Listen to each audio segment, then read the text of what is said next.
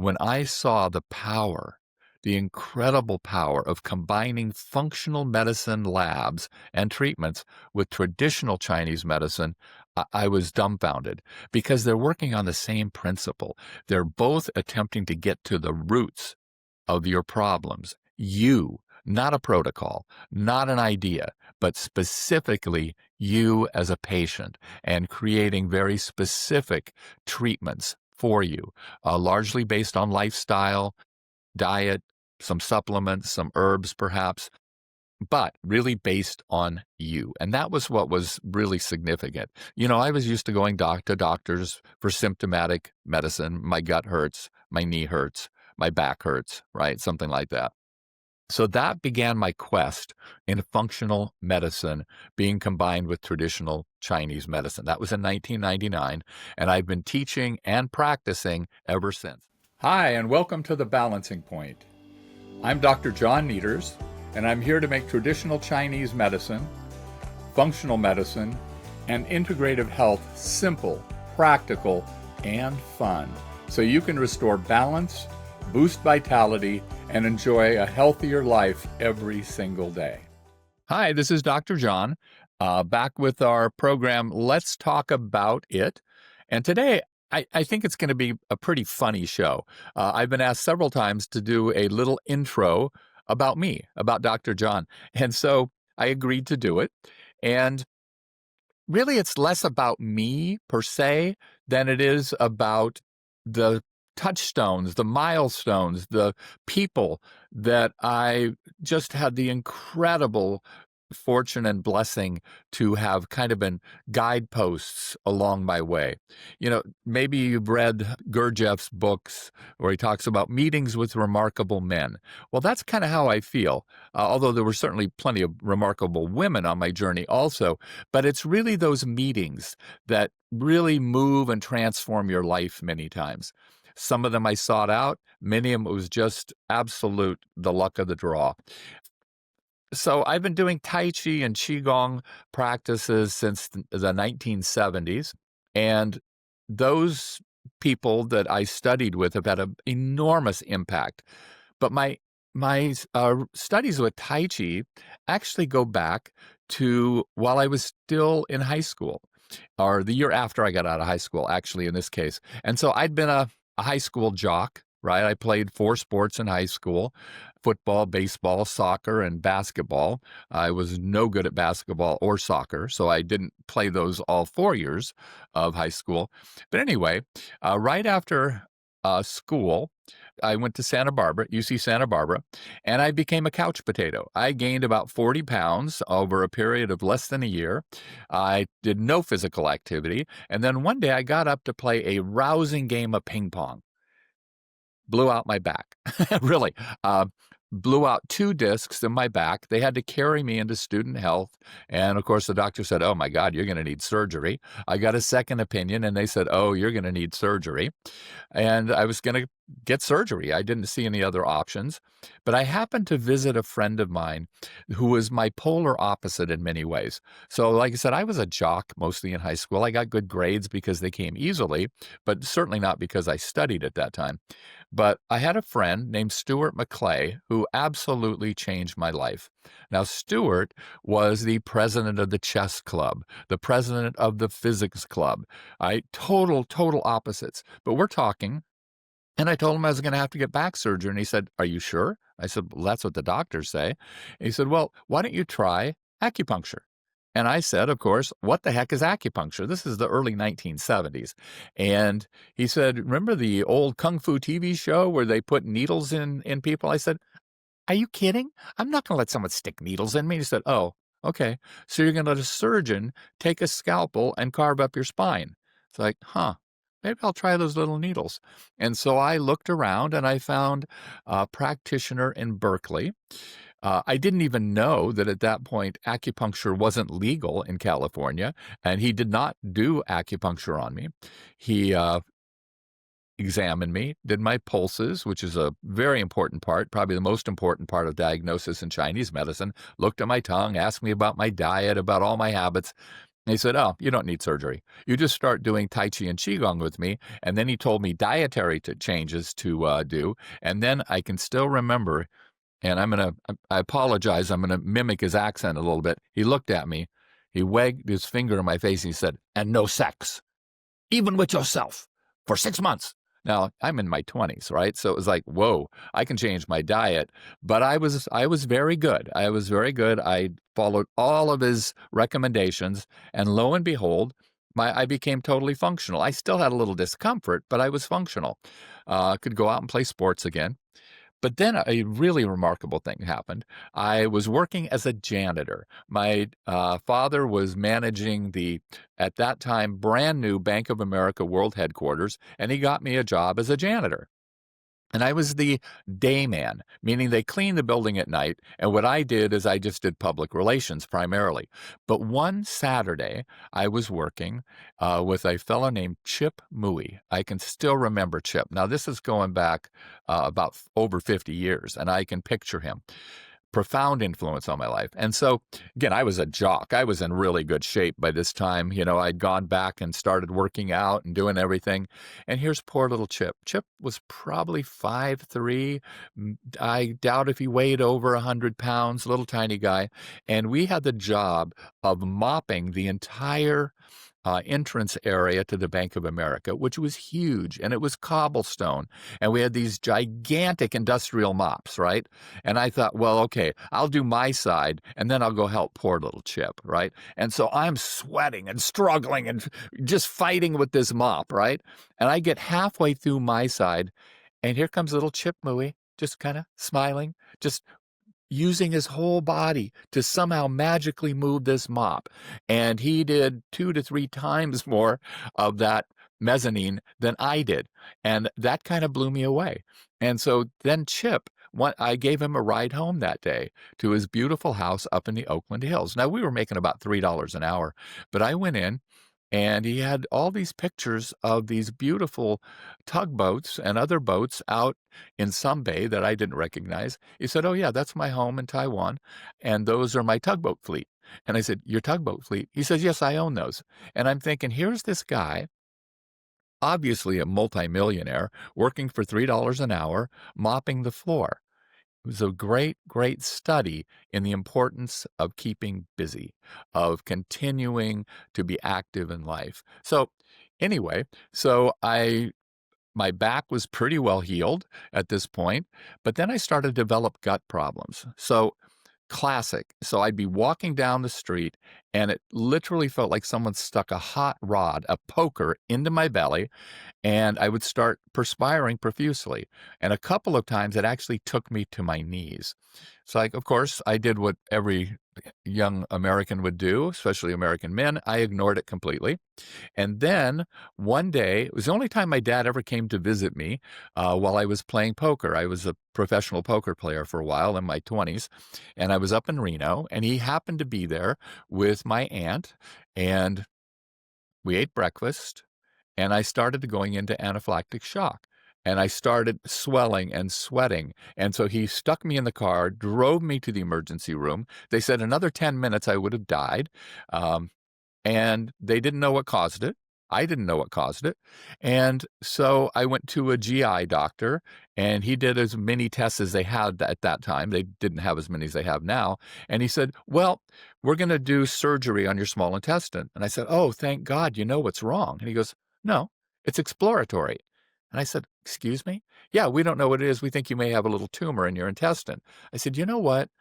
I'm going to go back to my acupuncturist." And he said, "Okay, if you want to kill yourself."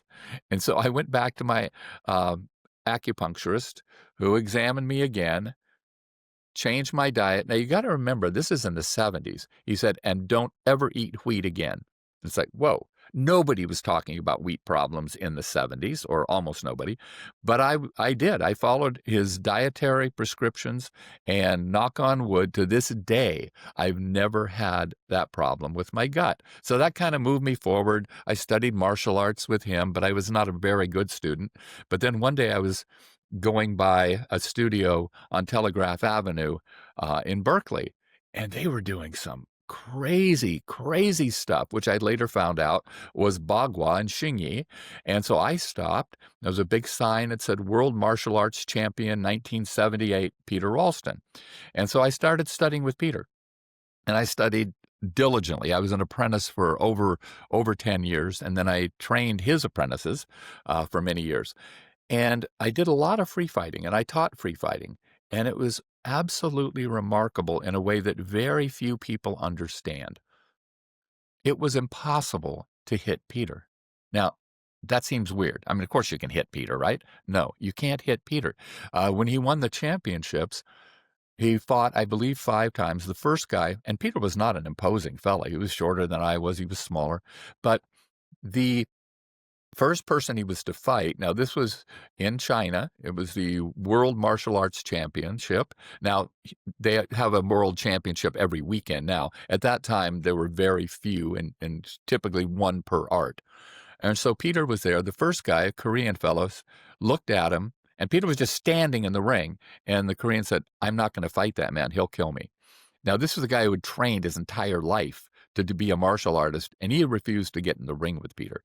And then his next 3 bouts, nobody touched him.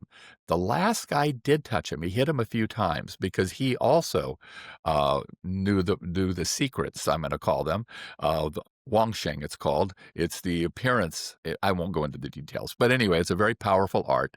And so what happens is there's a great book called The User Illusion. And in that book, the researchers talk about the science that they had perfected so that they could time how long it took. So if you see something, that's a term we use, so there's light coming to your eyes, and then there's it hits the retina, and then you get a chemical reaction, and you get these neural impulses, and it goes to a variety of places in your brain so that you can recognize it and then recognize it and then do something about it. They timed that entire process at 1/2 a second before you could actually respond. Now, they said, we don't notice it because we're all running on a tape delay of 1/2 second. Peter wasn't. So by the time you moved, he was already behind you or beside you or wherever he wanted to be. Now, I could do that often, but Peter lived there. And so you couldn't hit him. I mean, I practiced with him for years and years and years, never hit him. And he would bring people in, Aikido masters often. And just to be clear, if I were in their dojo playing their game, they would have kicked my rear end. But I was playing my game. And so they would say, "Hit John." And they go, "What? Hit him. Hit him as hard as you can." They could never hit me because I would go into that space and they couldn't hit me. They would chase me around the studio and we'd laughing. I'd be laughing. They wouldn't be.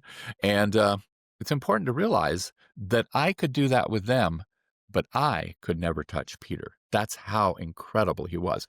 But his power, he said, came from his contemplation. So I studied contemplation with him for about a dozen years.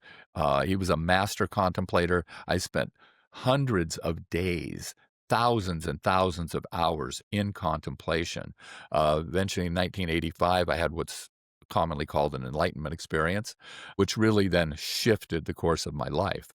But eventually, I finally got free of my obligations that had been keeping me from it and went back to school to get my master's degree in the 1990s. Got my degree, and then another transformative experience, meetings with remarkable men. One of my associates cajoled me, basically bribed me into going to a weekend lecture in Berkeley. And the lecture was on leaky gut. I didn't know what leaky gut was. Nobody knew what leaky gut was except for a handful of really bright people. And it was taught by Jake Fratkin, who I still consider a mentor, even though I rarely speak to him anymore.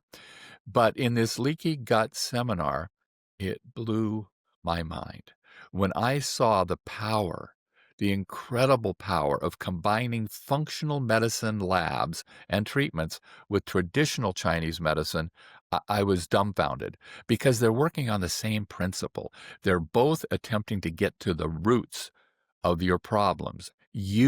Not a protocol, not an idea, but specifically you as a patient, and creating very specific treatments for you, largely based on lifestyle, diet, some supplements, some herbs perhaps, but really based on you. And that was what was really significant. I was used to going to doctors for symptomatic medicine. My gut hurts, my knee hurts, my back hurts, right? Something like that. So that began my quest in functional medicine being combined with traditional Chinese medicine. That was in 1999, and I've been teaching and practicing ever since. I was just in Arizona this weekend teaching a class on that, on functional medicine lab reading with traditional Chinese medicine. In the mid 2000s, I started on my doctoral program. Actually, before that, I had done a PhD program in reading the classics.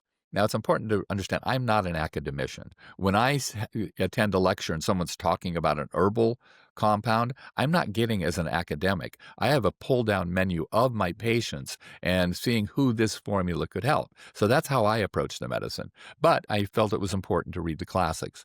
Then I did my doctoral program. I've spent a fair amount of time in China. So I got my doctorate, I think in 2009, I'm not sure, in gynecological endocrinology. So hormones in general, all the hormones. I treat diabetes, adrenal dysfunction, thyroid disorders, etc., but with an emphasis on treating women, the gynecological part of it. And I've been doing that ever since. I received a certificate in diabetes care from Xinhua Hospital in China, where their diabetes care is so far advanced to what we're doing here in the United States. It's actually mind-boggling, the effectiveness. And I received a certificate in gynecology from Zhejiang Hospital, which also I could spend a week telling you stories about how efficient their process is. So that's kind of what got to me to this point. A couple people had asked me, so I thought I'd put things together. Now, along the way, I had meetings with many more incredible people. I did more than a year-long program with Anthony Robbins in the mid-'80s to become certified in his programs. And again, many of these things seem just like almost accidents. I just kept falling into being with these people. I studied with a very famous Ayurvedic physician, Maya Tawari, who was phenomenal. So I've just been very blessed, very, very fortunate. Now, if you want to see something hilarious, I invite you to go to Vimeo, Vimeo, and the Forum on Spirituality, and get my name. And I did a couple of TV shows a few years ago. And on one of them, the interviewer, professional interviewer, said, I looked at your bio, and is it okay if I ask you about A, B, and C? And I said, oh, yeah, sure. And so she made the mistake of starting out by asking me, so how did you get here? What is your history leading up to you being a doctor of acupuncture and Oriental medicine? I only spent the entire show explaining that to her. It was hilarious. So if you want to have fun, I looked it up a while back, and I really dislike watching or listening to myself, but I laughed through this entire show. So Forum on Spirituality, John Nieters on Vimeo. So I'll be back in a week for another doctor's talk, and until then, be happy, be healthy. Bye-bye. Thank you for joining me on The Balancing Point. If you enjoyed today's episode, please follow the show, share it with a friend, and leave a review. Feeling out of balance? Most approaches just manage symptoms. Here, we get to the root. So real healing, real clarity, and balance can begin. Visit AlamedaAcupuncture.com. That's AlamedaAcupuncture.com to learn more, explore our supplements, or book a call. We'd love to hear from you.